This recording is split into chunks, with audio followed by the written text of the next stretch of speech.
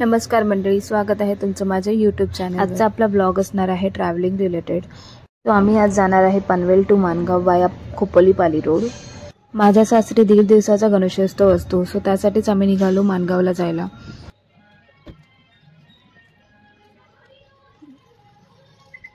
आमची कार पूर्णपणे सामानाने भरून गेली होती, जसे की तुम्ही बघू शकता। सो सगळे सामान सेट करून आम्ही निघालो माणगावला जायला। करंजाडेवरून JNPT उरण रोड हे अगदी 10 मिनिटाच्या अंतरावरती आहे। या रोड थ्रू तुम्ही खोपोली, पुणे, बंगलोर, गोवा इथे सुद्धा जाऊ शकता।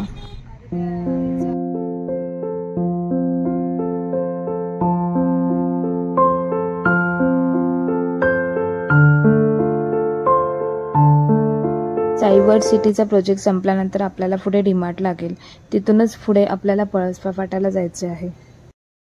तुम्ही राईट हँड साईडला बघू शकता डीमार्टचं बोर्ड। पनवेलमधील हे सर्वात मोठे डीमार्ट शॉप आहे। इथे तुम्हाला फर्स्ट फ्लोअरवरतीच सगळे सामान भेटून जातील। डीमार्ट पळसपा फाट्यामधून निघाल्यानंतर आपल्याला चिखले, कोण ही गावे लागतात।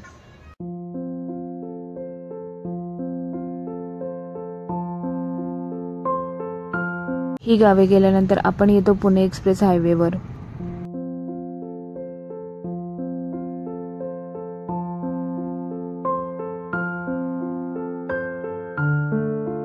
तुम्ही बघू शकता सरळ रोड हा खोपोली साईडला जातो आणि लेफ्ट हँड साईड रोड हा आपला मुंबई पुणे एक्सप्रेस रोडला जॉईंट होतो।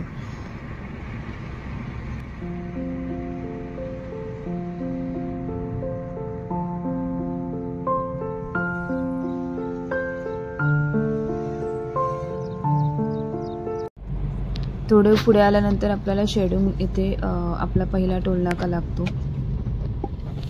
या पाली खोपोली रोडवरती आपल्याला हा एकच टोल नाका लागतो।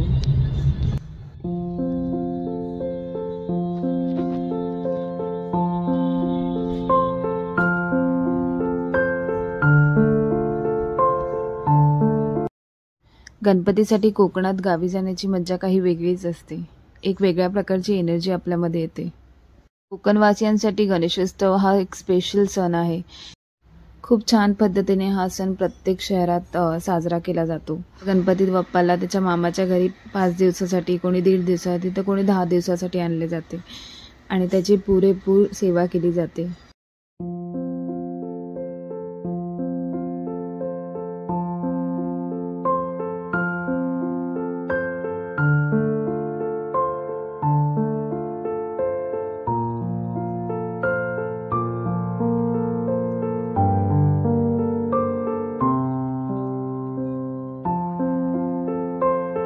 आता आपण पोहोचलो आहोत खालापूरला। खालापूरच्या इथे येऊन आपल्याला राईट टर्न घ्यायचा आहे। इथेच बाजूला वेगवेगळे शॉप्स आणि हॉटेल्स आहेत, तुम्ही तिथे ब्रेकफास्ट आणि स्नॅक्स घेऊ शकता। तिथून थोडे पुढे आल्यानंतर तुम्हाला 4 रोड्स दिसतील, तिथून तुम्हाला सरळच जायचे आहे।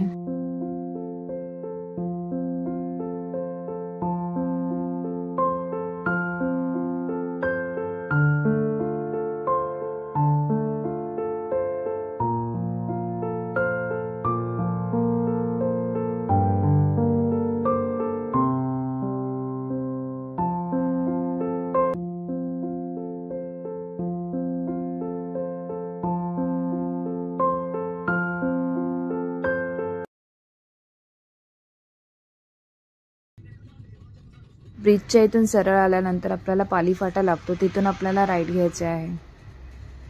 गणेशोत्सवामुळे ह्या रोडवरती सुद्धा खूप गाड्या होत्या, कारण मुंबई गोवा हायवेवरती प्रचंड प्रमाणात ट्रॅफिक होती,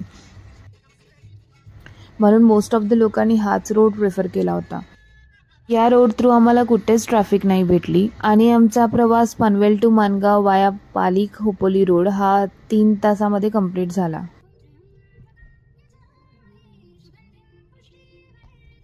देवनावई गावात पोहोचल्यानंतर आम्ही विचार केला नाश्ता करूया, म्हणून कार पार्किंगसाठी जागा शोधत होतो। आम्ही असं ऐकून होतो की देवनावई गावात तावडे वडापाव स्नॅक्स कॉर्नर खूप फेमस आहे, इथे खूप छान वडापाव भेटतो। तेच टेस्ट करण्यासाठी आम्ही तिथे गेलो।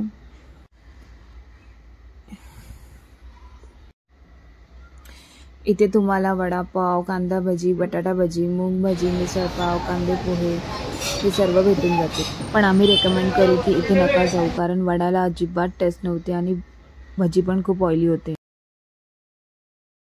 नाश्ता करून आम्ही निघालो आमच्या पुढच्या प्रवासाला. ही आहे पारेख फूड इंडस्ट्री.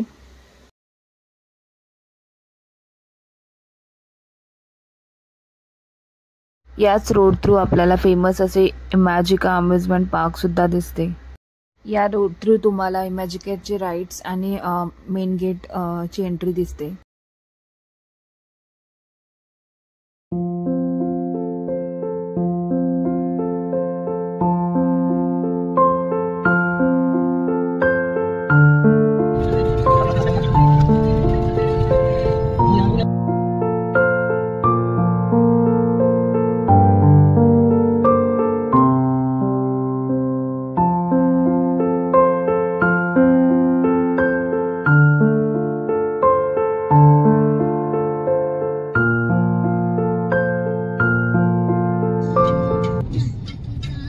आता आपण परळी बाजारपेठेत पोहोचणार आहोत.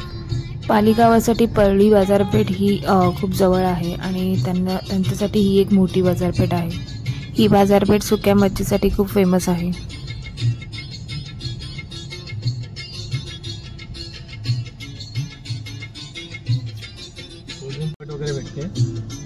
गणेशोत्सवामुळे हे बाजारपेठ सुद्धा सजले होते. लोकांची सुद्धा खूप वर्दळ चालू होती.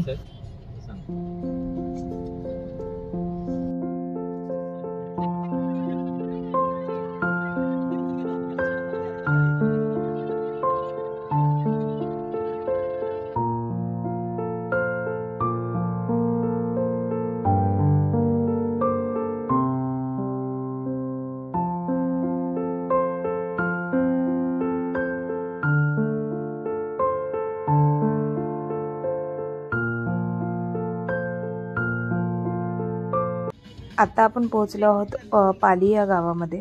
इथे तुम्हाला समोर 2 रोड दिसतील. राईट हँड साईड रोड हा वाकण मार्गे कोलाड मानगावला जातो आणि लेफ्ट हँड साईड रोड हा पाली मार्गे निजामपूर मानगावला जातो. दोन्ही रोड हे मानगावला पोहोचतात, पण जाण्याचे मार्ग हे वेगवेगळे आहेत. सो कोलाड साईडला खूप ट्रॅफिक असल्यामुळे आम्ही पाली हा मार्ग चूज केला.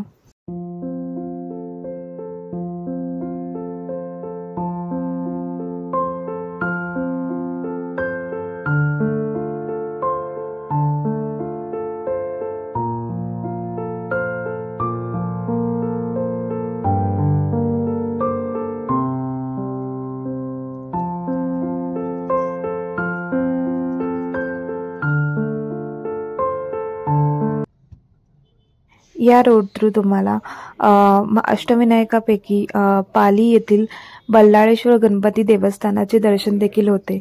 तुम्ही बघू शकता समोर हे पाली येथील गणपती देवस्थानाचे एंट्री गेट आहे.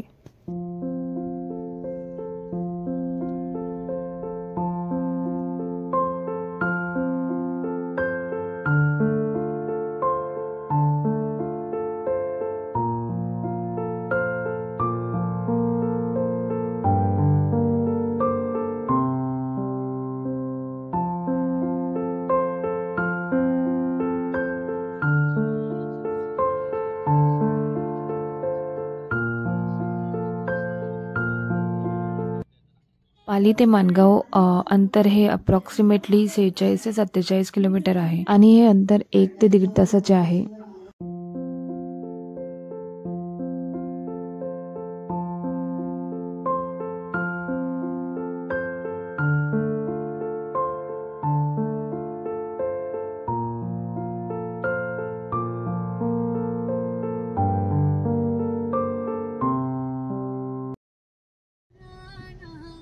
आता आपण पोहोचलो आहोत तासगाव या गावात. समोरचे रोड तुम्ही बघताय तो पुण्याला जातो वाया तामणी घाट.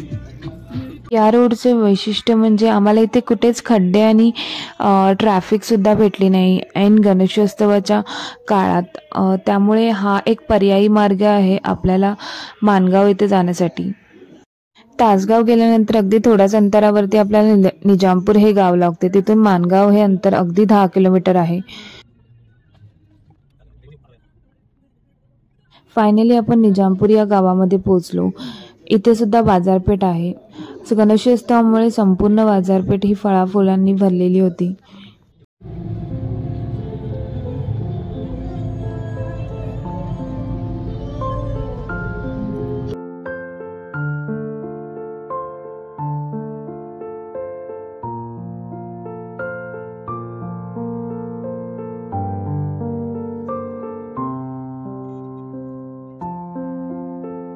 सो फायनली आम्ही पोहोचलो माणगावमध्ये.